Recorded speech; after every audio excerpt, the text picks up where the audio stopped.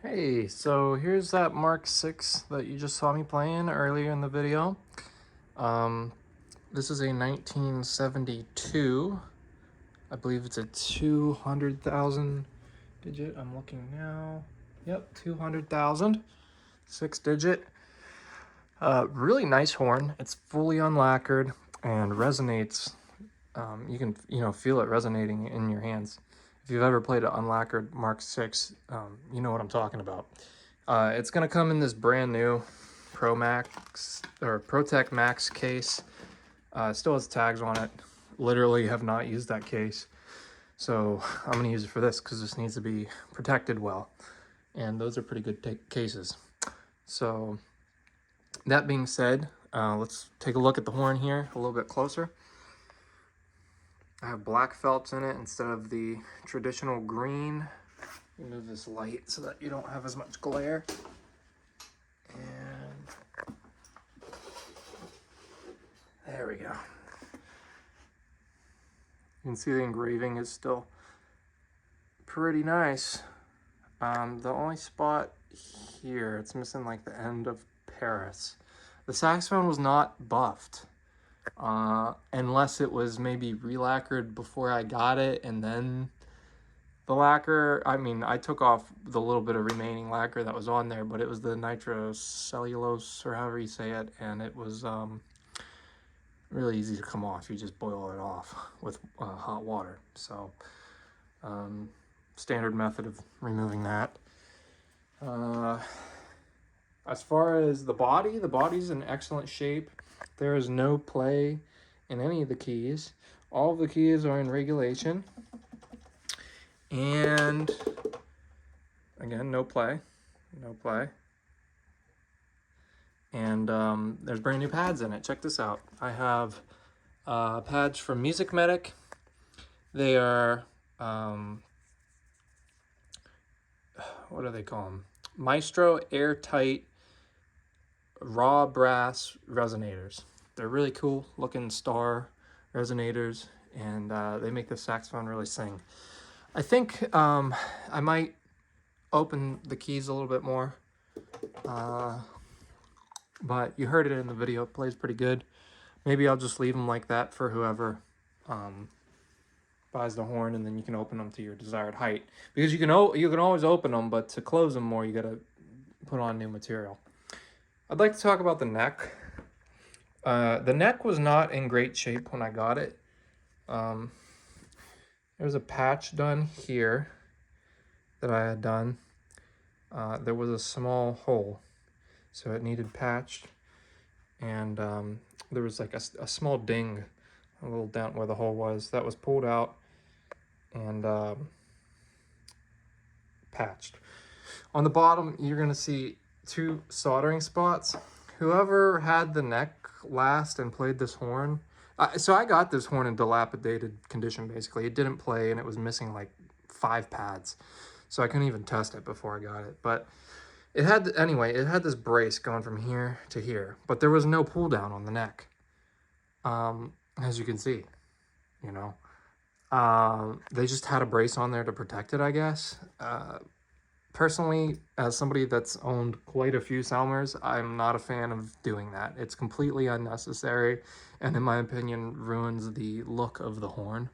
You know, these solder spots, you didn't even notice them until I pointed them out right now, right? You have to actually physically go under the neck and look at it. If you really wanted to, what I was gonna do is have this neck silver plated. I think that would be really cool. And it would also protect it a little bit more. But, you know, it's unlacquered right now. And if you like the sound of it the way it is, then leave it the way it is. What else about this horn? Let's take a look at the other side of it so you can see that. Spin it around here. There we go. All right, so it's got the original key guard on there. It used to not have the original key guard on it. Somebody took it off of there, and I found one. You won't believe how hard those things are to find, but I found one. There are not many dings on this instrument. There's one like right there, and it looks like one right there and there. But I mean, it doesn't affect the sound or playability at all. The bow, nice shape. All right, on that side, looks like it might have like a couple of, I'll try to get the light angle, a couple of dings, there we go. One right there. I mean, you know, for a horn this old, you're gonna have something like that in the bow, unless it's been sitting in its case, not played. But yeah, check this out.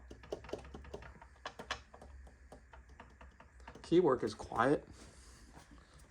Let's go back to this side. Take a look. By the way, I'm not a fan of these Hercules stands. Don't ever buy one. I don't even think they make them anymore. But anyway, and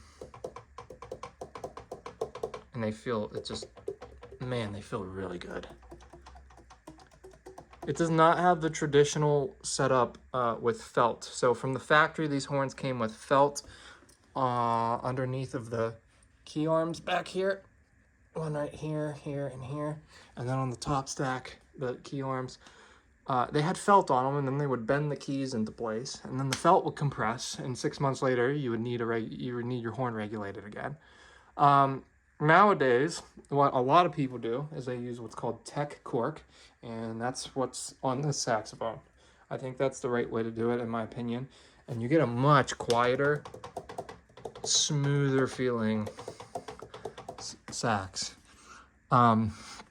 It's also really important to kind of dome these so that they're not just completely flat. They have like kind of a point to them, and it really helps this bridge key here as well.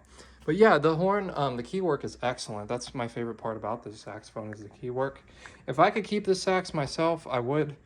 But you know, my Yamaha works for me for now, and this thing is just a little bit out of my price range to be able to keep.